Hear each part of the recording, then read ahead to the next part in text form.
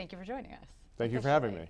I'm going to give you the easy beginning catch-all. Why don't you just give us the introduction to yourself as a candidate? Sure. My name is Greg Connor. I've been an assistant district attorney in the Norfolk District Attorney's Office for 25 years. I left in March of 2026 to run for office. Lived in Norfolk County almost my entire life, with the exception of going to Boston College and Boston College Law School, and lived in Boston for about 2 years. So grew up in Walpole, live in Milton with my wife and 2 daughters. They're 19 and 15. And I have been really fortunate to have a career where I was able to serve the public I grew up with, and want to continue to do that. And so that's why I'm running. And we know you're really from Norfolk County because you call it Norfolk, not Norfolk. Yes. Yeah. So I apologize for the Massachusetts accent. It gets thick at times. I try and temper it down. Having married an upstate New Yorker, she's kind of on top of me. That probably helps. It does help. Yeah. Why did you make the decision to leave the office and run for DA? There are a couple reasons. One was to run for district attorney requires a lot of time, and to be a full-time candidate, I thought that that's the best way to do it. 2, I needed some separation as far as I didn't agree with the office entirely on everything it did, and to stay in the office and be critical of it, I thought put the office in a bad spot as well as myself in a difficult spot. I didn't want a case of divided loyalties, so I wanted to do that. And also ethically, there are rules on campaign financing as a public employee, and in order to do it in an ethical manner, I wanted to make sure I didn't commit any problems, and I left the office. So since you were at the office for 25 years, was running to be the district attorney always on your radar, or was there some catalyst that made you decide to do it? There were a couple different catalysts. Did I have that wistful thought of yeah, I'd love to be the district attorney, but in the meantime, I've always just been doing my thing. Right. I've been concentrating on my cases. And then what wound up happening was, after the Walsh case, I thought that my then boss, Michael Morrissey, was going to run for another term. And when you say after the Walsh case, like after the conviction? After the conviction. Okay. We never talked about it. But I just thought, with his attitude and how happy he was, that he was going to run for another term.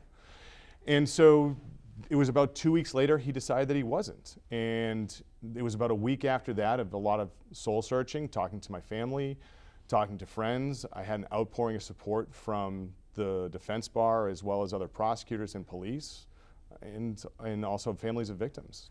I decided to do it. If DA Morrissey had run for another term, would you have challenged him? No. So for the last 18 months of my career, we were really concentrating on trying to correct problems that had occurred in the office, as far as the overcharging, I thought, in the Karen Reed case, and evaluating cases in a more collaborative manner. And so what I was able to do with the last 18 months was set up these kind of collective meetings with police, advocates, and lawyers to evaluate cases before they were charged on the homicide level. And we would also do that before they were tried. So if you could get through that gauntlet, we felt that you had this stamp of approval to charge a case. And it was really productive. And so with the last 18 months, and also having tried the Walsh case, and I had a couple other cases that I really felt strongly about that I wanted to stick around and do, but unfortunately I had to leave to run, I wouldn't have challenged him, no. You would have kept trying cases? I would have kept trying cases. There were a couple that really meant a lot to me. You brought up the Karen Reed case, and I think it's hard to ignore that case is probably the reason this field is so crowded. Yeah, I'd agree, yeah. I think that's one of the reasons, yeah. There are 7 candidates running now. There are, and one independent. Okay, yes. 7 candidates running for the Democratic seat. Yes. That's a lot of people for district attorney's race. Yes, it is. Yeah, in my lifetime, it's the most I've ever seen. And I've lived here, like I said, almost my entire life. Right, and you've been in the office for 25 years. Yes, yeah. And I was an intern before that, so I've had the opportunity to be with 3 different DAs. And so this is a different dynamic that I've ever seen. So the question I want to ask, and I'm going to ask everybody this, is if you had been the DA in January of 2022, yes, when Officer O'Keefe's body was found on Brian Albert's front lawn in Canton, yes, would you have charged Karen Reed, and what would you have sought to charge her with? So having not been in that grand jury, I can't tell you all of what was presented there. What I saw on the first trial, I would base my opinion on. Okay. So because my understanding is that in that case, they got past motions to dismiss for lack of a probable cause. So, but when I watched the first trial, I saw them litigating whether or not the truck hit John. not why the truck hit John. And so to me, they were never litigating a homicide case. They were litigating the potential of a negligent or reckless motor vehicle homicide. So that's what I think that should have been charged, and that's how I would have litigated it. And so I had concerns about the way it was charged when I was watching the trial. So you would have sought to charge Karen Reed with negligent homicide or motor vehicle homicide? Yeah, I think that that's really what the trial was coming down to. But by the way, when you look at the second trial, it's not guilty. Now that doesn't mean that it's necessarily that the Commonwealth didn't meet its burden, is what winds up happening.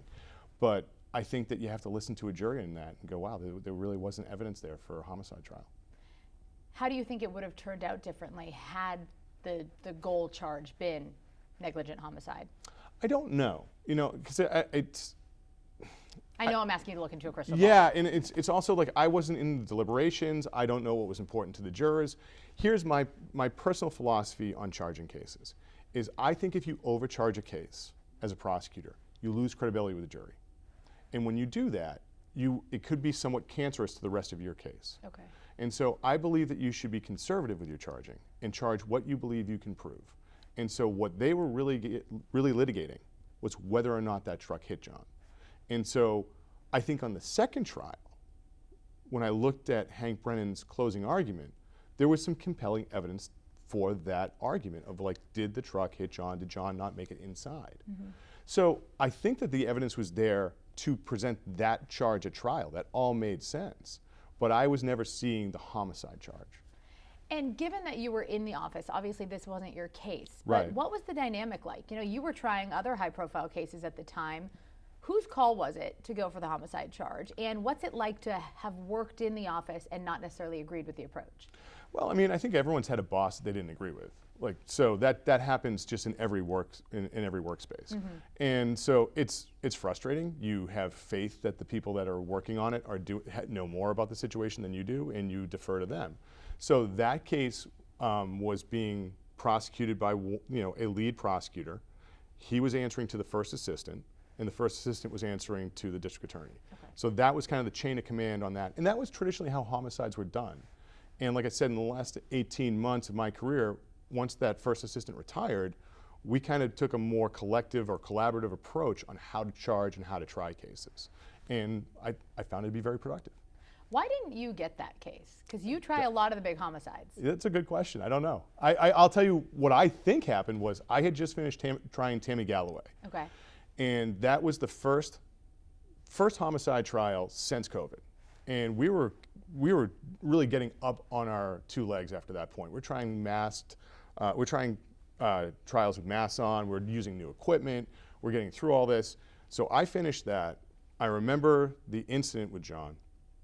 And then I'm more focused on trying Emmanuel Lopes for murdering Michael Chesney and Vera Adams. Mm-hmm. So I'm deeply involved in that case at that point in time.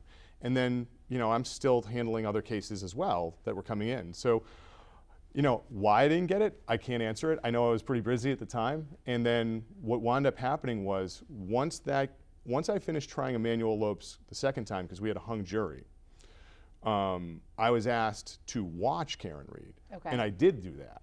I watched the first trial. What I had done was I had set up a schedule for our office where one of us would be able to watch it at any given day. Mm-hmm. And so I was there for probably about 50% of the time. Okay. And so I got to see in person about 50% of the trial. And then that was kind of my role, was just like if someone needed a bottle of water, go grab a bottle of water for them or whatnot like that, just to be somewhat supportive. Okay. I have to point out the Emmanuel Lopes case. I was there for the conviction. Yes. That was also 2 trials in front of Judge Beverly Cannoni, the first one ending in a mistrial. Yes. So there's some similarities there. Yeah, there were, weren't there? I think the Emmanuel Lopes case is a different scenario, though. Right. That was a mental health defense. Right. And my experience with mental health defenses are that jurors, that touches almost everybody. Mm-hmm. And I think it becomes intensely personal for jurors.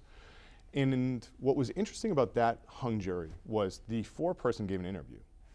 And in that interview, she had said one person was just holding out and wouldn't deliberate. And so, the decision came down that it was going to be a mistrial. It was devastating. Mm. I will never forget being with the Chesney family after that. It was an intensely private, emotional moment, but it was also, there was there was a determination we had to go forward and do it again. And, one juror just wouldn't deliberate.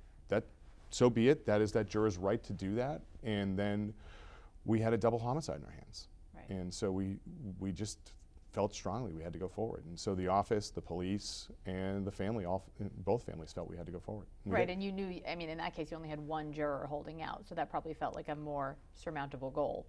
Well, yes, but I mean, the deliberations. You never know what the second jury is going to do. You never know what the second jury is going to do, and they were out, I believe, 5 days. And I remember they came back nearly hung multiple times. I'm glad, we both remember that. Yes. It was a pretty intense moment. It was pretty intense. In fact, I believe we had one day off in the middle of the week, and that was a pretty low point. Was that 24 hours of not being in court and just sweating it and thinking what's going to happen?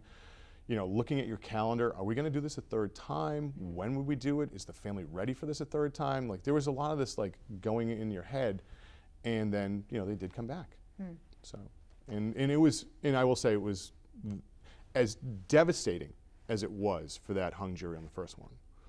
The sense of closure and completeness on the second one was amazing. So it was worth it. Oh yeah, it was. I mean, to get that hug with Chuck and Mimi Chesna afterwards meant a great deal. And also, for what it's worth, the hug with some of those Weymouth cops meant a lot too. Yeah, they were really, really invested in that. How can't they be? Right. I think if a coworker dies or is murdered doing their job, no matter what the workplace is, that would affect any workspace. And so the support that they gave to the family and the support they also got from the community was amazing. And Weymouth has become like a home away from home for me. It's really been great. Another Karen Reed related question. Yes. There's a number of people in your county, as well as some pretty influential people outside of your county, namely Karen Reed and her family, who don't want you to be elected. Well, that's okay. I mean, they think that you're the inside guy in what they consider to be a corrupt office. What's your response to that, and how do you handle it? Well, so the corrupt part I take great exception with. 2024, I was named the prosecutor of the year by the state. And by the way, Karen Reed was going on at that point in time. My reputation in the industry, I think, is excellent, because other prosecutors, the defense bar, and the police look to me as a leader. And so I've never had been accused of corruption. I believe that, I helped create our Brady List protocols. I helped create our conviction integrity unit. I did it with a retired judge who's now the vice chair of the Ethics Commission. So I went to people who were the gold standard in this, and they wanted to work with me to help create this stuff. So as far as people being critical of me, I mean, that's America. You have a right to have a voice. I think, though, there's an overwhelming support for me. And again, I didn't make this decision on my own. People asked me to do this. Asked you to run? Yes. Tell me more about who asked you to run that really made you want to do it. Chuck and Mimi Chesna. Okay. I was in their kitchen. That's just for context for viewers. That's Sergeant Chesna's parents. Yep, Sergeant Chesna's parents. I was having lunch in their kitchen about a week beforehand, and we were catching up. Mimi and I try and talk about every 6 months or so, and that was a big one. And that was one of the many people. There was a lot of police officers who reached out to me, and a lot of defense bar reached out to me, and they were like, we believe you're the guy, and so that you should be the next district attorney. And when victims' families say that to you, initially I was kind of like, well, it's flattering, but no, it made me think a lot about it. And it was not an easy decision, but it was the one my family and I made. You mentioned your work on the Brady List, so you walked me right into what's next, which is that the fallout from Michael Proctor's cases will fall in the hands of the next district attorney. Yes. There are many defense attorneys trying to get cases dismissed, overturned, you name it, because of his work on them. Certainly. How do you plan to handle that? So we actually, before I left, we were already handling it. So just so everyone understands, there was the initial fallout of the Karen Reed trial, number one, in 2020. 2024 is when he All right, testified. yes, exactly. All right. So in order for anyone to understand what was in his phone, they had to be a member of the Reed team, prosecution or defense, sign a non-protective order with the federal court, and they would look at those materials. So you hadn't seen them? No, and I still haven't. Okay. What I saw was entered in a court at that first trial. Once that was entered at court in the first trial, my office collectively disseminated that to everyone who had a case with Michael Proctor. So then if you go forward to the next case, which is the Miles King case, and Rosemary Scarpiccio gets an order from Judge Doolin to issue the production of his personal cell phone. That is turned over to the state police. They download it. They give it to the district attorney's office in about September of 2025. And once the review of that is discovered, that there's this bigoted, horrific series of messages, it was immediately present on us. We had to get this out to everybody that had a Michael Proctor case, and then we got it to Post. We got Canton PD because of good, and we made sure that it was getting in the hands of everyone who had a case with him. So this was all kind of happening behind the scenes, yes, in a way that the public didn't have access to at the time. Right, because we had to, per court orders, sign a protective order saying that we would disseminate it to defense counsel, and then when we wanted to give it to Post, the district attorney's office wanted to give it to Post, and to Canton PD, we had to go back into court, get that protective order amended so that we could disseminate it to those other organizations. Right. So that's the ethical responsibility of the prosecution's office, and there's case law on that. You have to do this. And so, but we never received that directly from the U.S. Attorney's Office. We got it because of what was ordered in the Miles King case, where Michael Proctor turned over his phone. But the U.S. Attorney's Office got this in 2022. They still haven't turned it over. Right, and that was under protective order. That's from the federals. Right. Yeah. And I have never seen what other than what was entered in a trial in the Karen Reed case in 2024, I have not seen the federal materials. Right, so just to break this down for anybody who will watch this, the text messages that Proctor testified to in the Karen Reed trial had come from the federal investigation. Yes. And then the personal text messages that came out in the last month or so publicly from his personal phone were from a state case, the Miles King case. Yes, and the way I have seen it is that the U.S. Attorney's Office got the materials from his iCloud in 2022.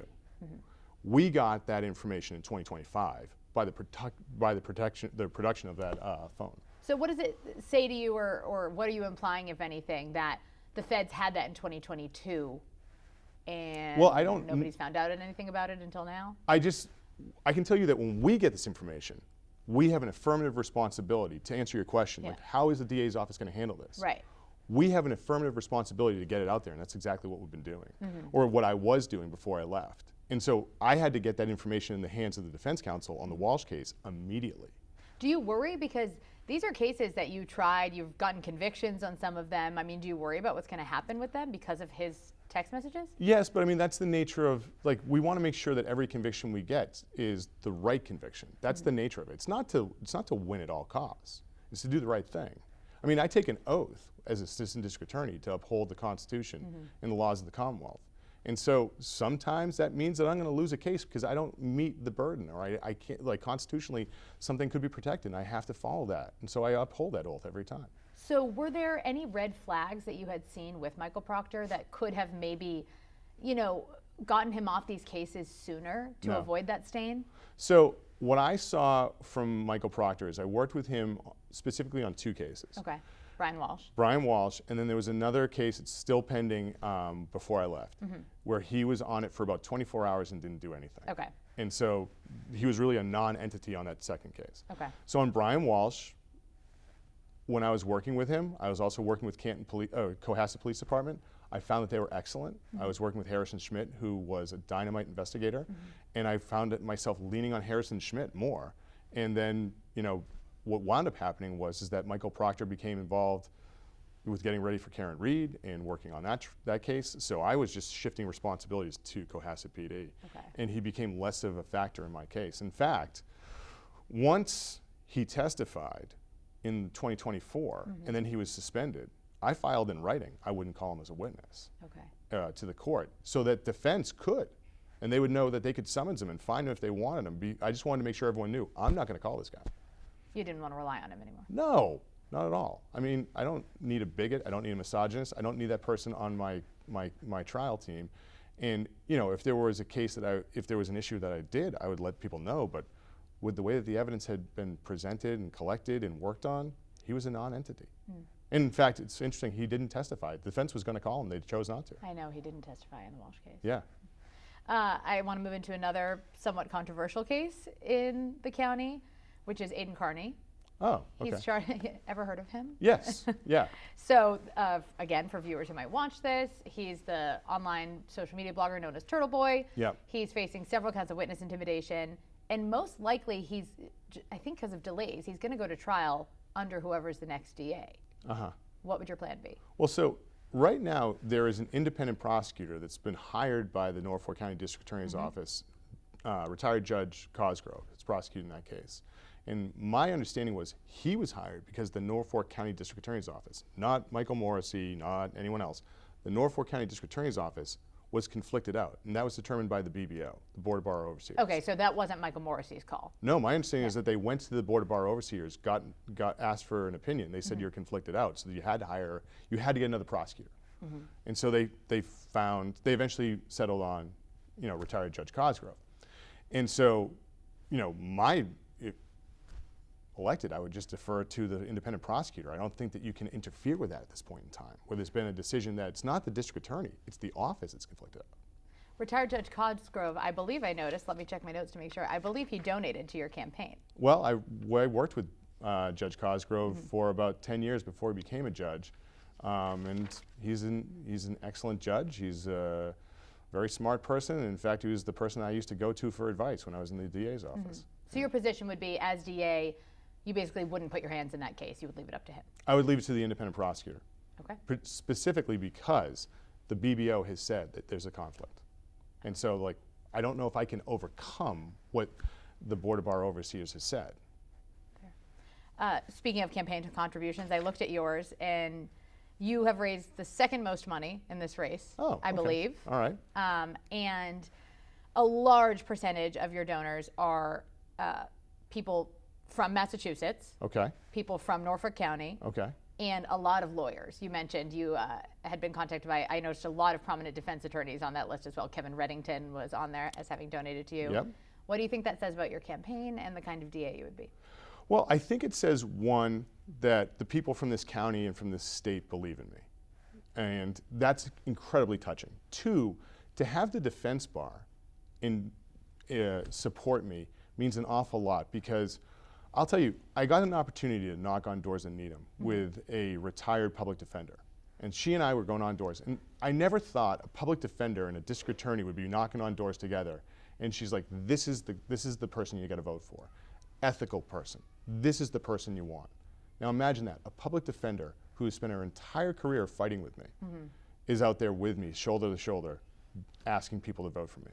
And so that means an awful lot. When you have the defense bar and you have people from this area saying that this is the person that they want as their next district attorney, it makes you get out there and work just as hard, if not harder than you could. What would your staffing plan be? I know there's a lot of conversations when someone takes over as DA. Are they going to clean house? Are they going to keep the people that are there? What would your plan be? So I think having worked for 3 different district attorneys and been through transitions, I think that what you have to do is you get a transition team. And the transition team is usually made with defense counsel from the area, retired judges, sometimes retired police officers, retired advocates, people who are in the industry. And I think also you'd probably want to reach out to community coalitions, faith-based groups, get that kind of input. And you have them evaluate everyone who wants to be a part of this. Okay. So people from the outside who want to apply, people from the inside who want to apply, and then you take that advice and you rely on that. And so, because what can happen is you can be in an echo chamber at times, and you can go well, this is how we're going to do it. And I think that that's what I want to avoid, is I want to have a lot of different people collaboratively telling me, how can we do things? That being said, have I seen excellent work by some of my former coworkers? Yeah, I have. Have I seen excellent work by prosecutors and defense attorneys outside this office that I think that would be wonderful additions to it? Yes, I have. So, but the first thing I got to do is win the race. What's your position on your former boss right now, Michael Morrissey, and especially how he's handled the last 3 years while the office has really been kind of under public pressure? So I had the opportunity to see Michael Morrissey create initiatives that save lives. And so as a person who lives in Norfolk County and grew up in Norfolk County, I'll be forever grateful for that. So when I see what happened on the overdose epidemic, and through the Morrissey office, In 2015, we had 179 fatal overdoses. In Norfolk County. In Norfolk County. Yeah. Last year, 80. And that was because the district attorney's office made it a priority to try and tackle that problem. So they got Narcan in the hands of every police officer, every firefighter, every first responder, and now it's available to anyone, almost anywhere. But now we've seen overdoses come down and lives are being saved. So that's an amazing legacy. Do I have disagreements with how 2 cases were handled? Yeah, I do. And so that's one of the reasons I'm running, is I want to prevent that from happening. I will say I got the opportunity in Wait, name the 2 cases. Karen Reed and Sandra Birchmore. Okay. And so that's why I'm running, is I want to be able to bring my experience, which no one else has in this race. No one else can say that they were a prosecutor for 25 years, tried homicide cases, worked in the county, and been able to, bring justice to this county. But be able to bring that to bear and, like I said, the last 18 months, collaboratively work with people and go, hey, this is how we can solve these problems. And I believe that if we have more people working together, that's what we're going to be able to do. When I had spoken kind of behind the scenes with people in the office and outside the office on the Sandra Birchmore case in particular, I had gotten the impression that a lot of blame was being put on the medical examiner. The medical examiner had ruled this a suicide.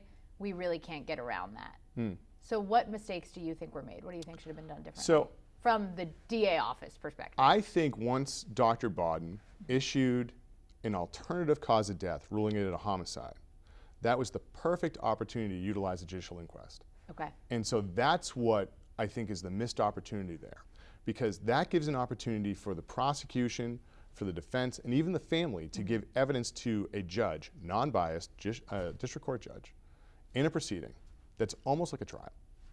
And then the judge can issue written findings. And I saw it twice in my career, and it worked. Okay. It was a great way to utilize that process, because then the judge said, go to the grand jury and indict. And both times the office did. So are you saying that if that had happened, then maybe the DA's office could have sought an indictment in that case rather than it getting taken by the feds? Well, I definitely think that could have been a byproduct of going to the inquest. Right. I think the inquest was the best first step that could have happened, because you get to really vet every witness that way. You get to really understand, like, what is it that Dr. Bodden's saying? Why is this a homicide? Why is the ME's office saying it's a suicide? And I've worked with Dr. Kaplan-Martinez. I've worked with Dr. Hull. They're excellent doctors. And I've used them both as witnesses. And so when they do say something's a suicide, that's an important piece of data. But when Dr. Bodden, who has a career of being, a forensic pathologist for close to 50 years, and maybe in excess of that, that's also a valuable piece of data. So if there's a question like that, why not utilize the inquest process? That just seems like that was the missed opportunity. Last question about DA Morrissey in particular, which is, what do you make of his choice to kind of retreat from public view? The district attorney is an elected position. You're running for the office right now. It's a political position. Right. And he has not been accessible for interviews or any media access in years. So I will say, as a prosecutor, there is the concern of making the extrajudicial statement that's a violation of the Board of Bar Overseers rules, the rules of professional conduct. That could hurt your cases. Could hurt your cases, but also, as a prosecutor, there's 2 rules that are specific to you on making those statements. So you want to be careful on how and when you make those statements. I have spent my career fighting in court. And so I've been able to have that safe haven of saying, like, hey, judge, this is what's going on here. I would like to be able to ethically be approaching that is the same way, giving statements going, this is what's going on here. I want to be more front-facing and be out there, and so, because I'm used to getting my words out in a courtroom, and if I'm the district attorney, I might not be able to be in court as much, but I still want the office to be heard. Okay. So you would take a different approach? Yes, I would. Okay. We're getting to the end. That's okay. Who do you consider to be your biggest competition in this race, and why? I think it's a jump ball. Really? I think everyone's working hard. I think it's a jump ball. I think it's really going to come down to people who get out there and really connect with the voters. So I wouldn't say there's one person. In the next 2 months? Or less than 2 months. I believe we're at 63 days, 64 days. Nobody's counting. Yeah, no one's counting except my phone.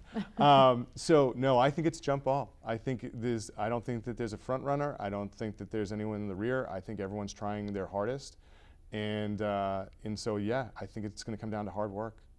Do you think that there's going to be a big voter turnout? I assume there isn't usually in a non-presidential year primary. It's a really strange election date. So September 1 is going to be before the long weekend, which, some people are still on summer vacation, which is tough. However, I do believe that the professional wisdom is that between mail-in voting and early voting, that you're going to have probably 50% of your vote in before Election Day. And so, depending upon who you listen to or how you look at the numbers, and the Secretary of State has a very interesting website to go to on reading these numbers. I think that it's going to be, I think it's probably going to be somewhere around 85,000 people that are going to vote. Okay. Final question. In fact, I'm going to use my phone. It's right there. To time you. Thank you. Oh. You're going to get 30 seconds for your elevator pitch. I'll give everybody this opportunity. Okay. Though 30-second elevator ride might be long, but here we go. We're going to give you 30 seconds. Final pitch. Okay. Go. Well, I'm running for district attorney because it's not just a political prize. It's, in fact, I don't look at it that way. I believe it's a calling. It's been something that I've been working my entire career for, to keep on serving the people of Norfolk County. But it's not just me that believes that. I've been endorsed by the Norfolk County Police Chiefs Association. I've been endorsed by MassCop. I've been endorsed by over a dozen labor unions.